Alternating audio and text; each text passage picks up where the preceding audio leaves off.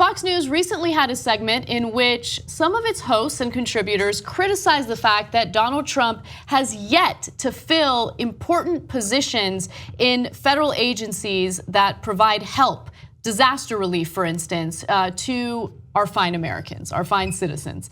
And it was a surprising segment, to say the least, because it featured Laura Ingraham, who's been a pretty big Trump supporter. Let's take a look. Where's the staff? Where's Homeland Security? Where are the nominations? Why are they being held up? And why are so many positions don't have nominees for them yet? Yeah, well, we only have had a FEMA director since June. Now, truth be told, the Trump administration didn't nominate Brock until April.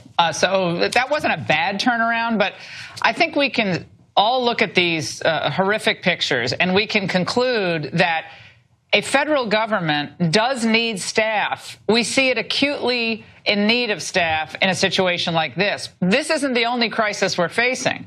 This is massive, humanitarian. We're also facing a huge crisis with North Korea. We're facing a crisis of confidence across the country, where people wonder, even with President Trump in, he said he was going to drain the swamp, can we have a government that works for the people and not just have a people enslaved to the government? This is a question that has to be posed to the administration. I know they have a lot on their hands, but we have to have people in place. If there's a plan to not staff and cause the ultimate shrinkage of government, let's hear about that as well.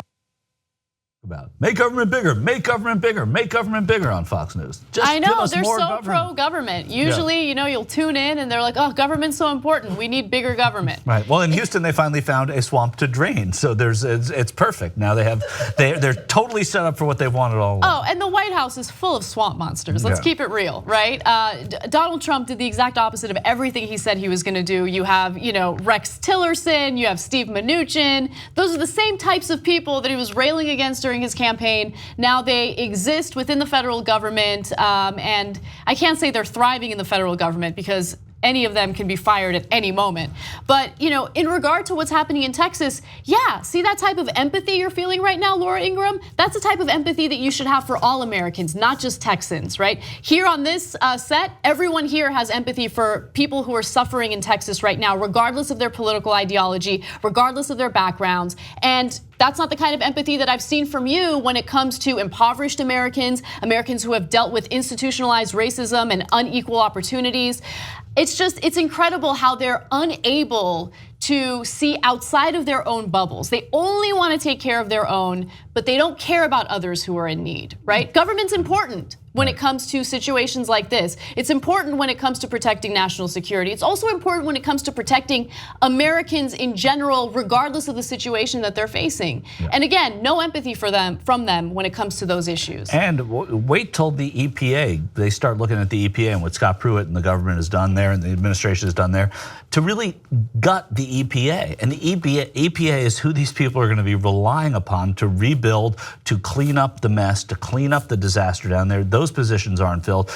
And the Republicans never think about the EPA. They want to get rid of the EPA, if That's anything. right. And so it's, listen, it's one of the 3 things I think that Rick Perry wanted to gut, or 2 or 6, or, but it's unbelievable, because when you hear this happen, you can't help but think, how foolish these people look, how foolish Ted Cruz looks. We'll get to that later. Voting on, saying that Sandy was full of, the Sandy bill was full of pork. We need federal aid for Texas. It's much different than when Sandy was happening.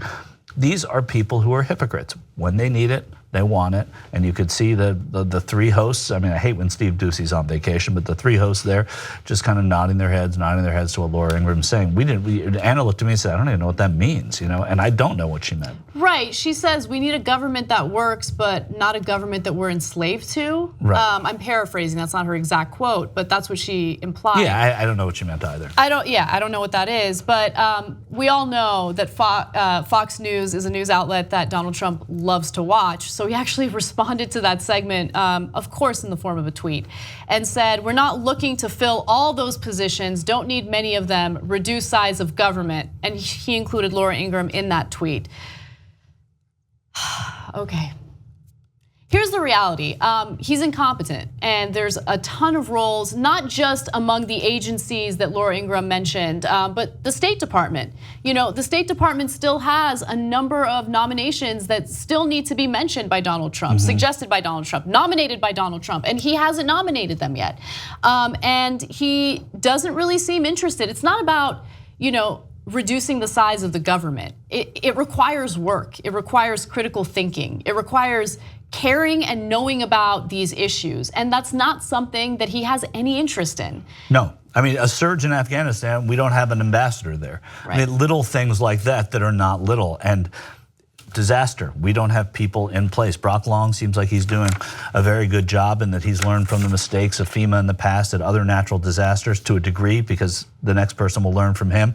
But it just proves that you need people in place that are qualified and ready for this job. And I also want to be clear that it goes further than nominations. A lot of things need to be done, including changing Donald Trump's mindset when it comes to certain executive orders that Barack Obama signed. So in 2015, Barack Obama signed an incredibly important executive order indicating that any infrastructure development, any development for buildings, would be required to meet certain flood-proof requirements, okay, to take into account the rising water levels, sea levels, the extreme weather conditions that we're currently dealing with.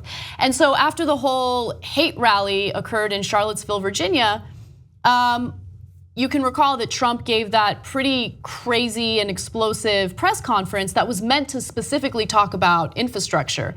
And in that speech, he talked about undoing that executive order that was signed by Obama. Now, earlier we were talking about, hey, it seems like the federal government is handling the situation in Houston pretty well so far, but there's a lot of work that's going to have to be done later. But there's a lot of work that should have been done prior to this, right? We need to take action to mitigate the extreme weather conditions that we're dealing with right now. And the fact that he just undid that executive order is ridiculous. There was no critical thinking involved. He just wants to undo anything that Obama did. Doesn't matter if there was a lot of logic behind what Obama did, he just hates Obama.